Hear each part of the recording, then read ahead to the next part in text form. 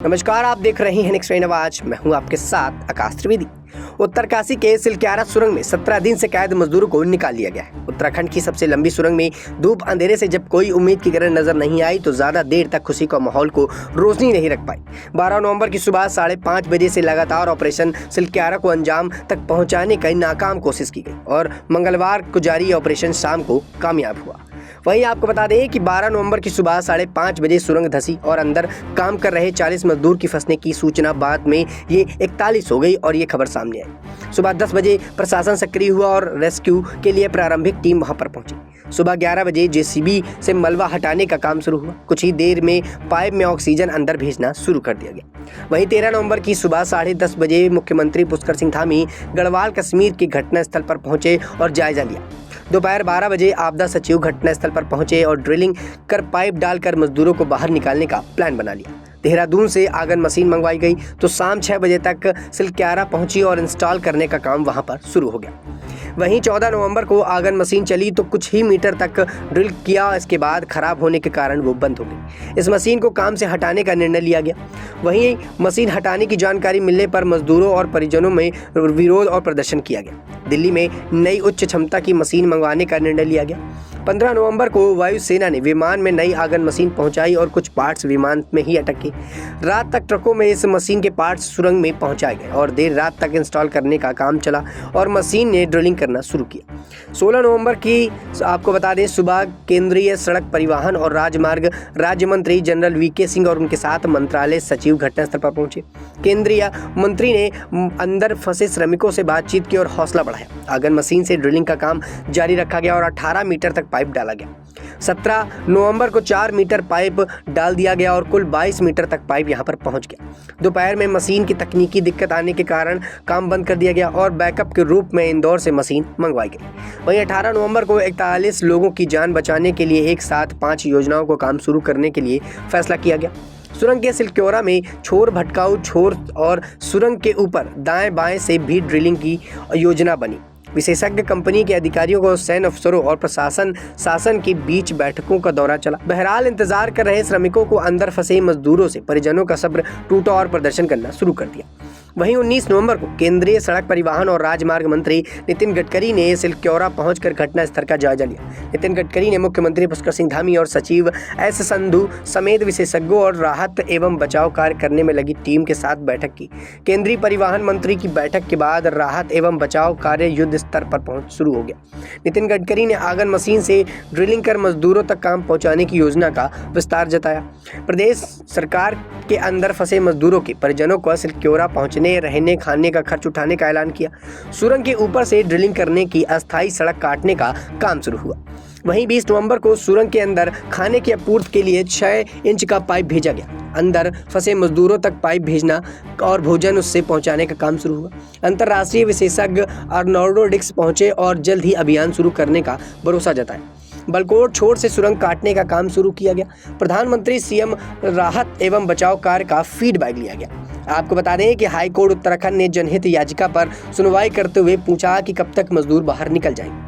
तो वहीं 21 नवंबर को भोजन की आपूर्ति के लिए डाले गए पाइप में से कैमरा अंदर भेजा गया और अंदर से फंसे मजदूरों की पहली तस्वीर आई। मजदूरों की मांग है कि उन्हें पुलवा चावल और सब्जी रोटी और नमक अंदर भेजा जाए। NHIDCL के एडमी ने कहा है कि बृहस्पतिवार तक निकाले जाएंगे और श्रमिक को यहां पर बाहर निकाल लिया जाएगा। वहीं पर बड़कोट छोर से 8 मीटर तक सुरंग बना ली गई थी। आपको बता दें कि प्रधानमंत्री नरेंद्र मोदी ने फिर उत्तराखंड के मुख्यमंत्री से राहत बचाव अभियान का जानकारी ली। 22 नवंबर की रात 12:45 बजे सुरंग के भीतर नए सिरे से आगन मशीन में ड्रिलिंग शुरू की गई। रात 2 बजे सुरंग में चौथा 6 मीटर का पाइप आगे बढ़ाया गया। ये इस तरह 24 मीटर का पाइप अंदर पहुंचा गया। सुबह 8:30 बजे सुरंग में 45 मीटर तक पहुंचा दिया गया पूरा पाइप। दोपहर 12:20 बजे तक पीएमओ के पूर्व सलाहकार भास्कर खुलबे, NHDLI के MD मोहम्मद आदम और सचिव डॉक्टर नीरज खैरवाल से प्रेस वार्ता की। बोले अभियान सकारात्मक और अगले 12 और 15 घंटों पर मिल सकती है खुशखबरी की बात उन्होंने बताई। वहीं बता दें कि दोपहर 3 बजे आगन मशीन को मलबा आने की वजह से रोक दिया गया। शाम 4 बजे आगन मशीन को दोबारा शुरू किया गया। शाम 6 बजे पीएमओ के पूर्व सलाहकार भास्कर खुलबे ने बताया कि एक पाइप और आगे बढ़ गया है। अब मशीन 45 मीटर तक सफ़र तय कर चुकी है। रात 8 बजे मशीन में एक पाइप को जोड़ा गया और ड्रिल तेज कर दी गई। पाइप मजदूरों के काफ़ी करीब तक पहुंच गया। रात 8:15 बजे तक सिक्योरा बैंड के पास एम्बुलेंस का जमावड़ा शुरू हो गया और भीतर एनडीआरएफ एवं एसडीआरएफ के मुस्तैद पहुंच गए। विशेषज्ञ चिकित्सकों की यहां पर तैनाती कर दी गई। 23 नवंबर को बता दें कि सुबह 8 बजे रात से रुकी मशीन को शुरू करने की तैयारी शुरू हो गई। सुबह 9 बजे ड्रिल मशीन को दोबारा शुरू कर दिया गया। शाम 4 बजे मशीन के सामने फिर से अवरोध आ गया। 800 मिलीमीटर का पाइप भी आगे मुड़ गया। मशीन को बेस यानी कि प्लेटफॉर्म भी हिल गया। नतीजन ड्रिलिंग मशीन रोकनी पड़ी। वहीं रात 11 बजे मशीन के भीतर ट्रंचलेंस कंपनी के इंजीनियर्स प्रवीण यादव और बलविंदर सिंह घुसे। करीब 8 घंटे तक उन्हें भीतर सरिया 800 मिलीमीटर जुड़े हुए पाइप को काटकर बाहर निकाला गया। रात 12 बजे आगन मशीन का प्लेटफॉर्म मजदूर करने के लिए और उस पर मजबूती देने के लिए काम तेजी से शुरू किया गया। सुबह 8 बजे से टनल के भीतर आगन मशीन रुकी गई थी। बाहर सुरक्षित ड्रिल से पूर्व की तैयारियां की जा रही थी। सुबह 11 बजे जियोफिजिकल एक्सपर्ट्स की टीम भीतर गई और करीब 45 मिनट तक उन्होंने भीतर की मैपिंग की और रिपोर्ट दी कि अगले 8 मीटर तक लोहे का कोई अवरोध नहीं है। दोपहर 30:50 पर एनएसडी की कमेटी मोहम्मद अहमद और उत्तराखंड के सचिव डॉक्टर नीरज खैरवाल ने ऑपरेशन की जानकारी दी। उन्होंने बताया कि सभी तरह की बाधाओं को हटाकर आगन मशीन दोबारा से शुरू किया जा रहा है। शाम 4:30 बजे करीब 24 घंटे बाद आगन मशीन को फिर से शुरू किया गया। शाम 6:40 बजे मशीन काफ़ी धीमी गति से आगे बढ़ती रही। करीब 1.5 मीटर चलने के बाद ही मशीन के सामने अवरोध आ गया। बताया जा रहा था कि अवरोधों को 25 मिलीमीटर तक के सरिये भी हैं। नतीजन मशीन को रोक दिया गया। मशीन के बर्मे को भी नुकसान पहुंचा।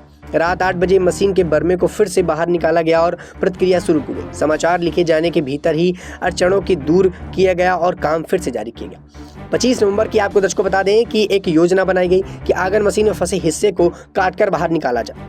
योजना दूसरी बनाई गई कि इसमें निर्माणाधीन सुरंग के ऊपरी क्षेत्र में 82 मीटर दूरी पर खुदाई की योजना। इसके लिए मशीन का प्लेटफॉर्म तैयार किया गया। और वहीं 26 नवंबर को आपको बता दें कि सतलुज जल विभाग निगम लिमिटेड की टीम वर्टिकल और ड्रिलिंग शुरू कर दी गई। खबरें की माने तो 1.2 मीटर व्यास की 20 मीटर तक की वर्टिकल ड्रिल हो चुकी थी। आपको बता दें ANHDILM के MD मोहम्मद अहमद ने मुताबिक 86 मीटर तक ड्रिलिंग होनी है, जिसमें से 2 का समय लग जा सकता है। और बताया गया कि ड्रिलिंग रिग की क्षमता से 40 मीटर ड्रिल की, इसके बाद रिग को बदला जाएगा।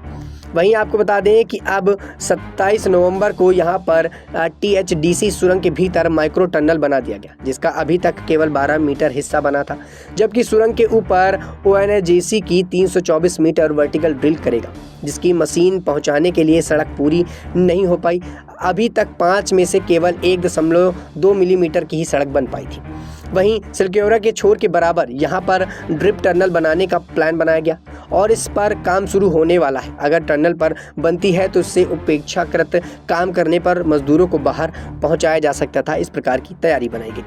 वहीं 28 नवंबर को रैट मार्कस की टीम ने सुरंग की खुदाई की और करीब 12 मीटर तक पाइप डालकर श्रमिकों को सुरक्षित बाहर निकाल लिया। दर्शकों, आपको बता दें कि कल इस जीत के बाद से ही देश में खुशनुमा माहौल था और सभी यहाँ पर खुश हो रहे थे और सबका कहना था कि जिस प्रकार से ड्रिलिंग मशीन के चलते यहाँ पर सारा काम किया गया और मजदूरों को यहाँ पर 28 नवंबर को सुरक्षित निकाल लिया गया। फिलहाल के लिए इतना ही। देश दुनिया की तमाम खबरों से जुड़े रहने के लिए आप देखते रहिए नेक्स्ट 9 आवाज। और अगर खबर आपको पसंद आई हो तो एक बार चैनल को लाइक और सब्सक्राइब जरूर कर दीजिएगा। धन्यवाद।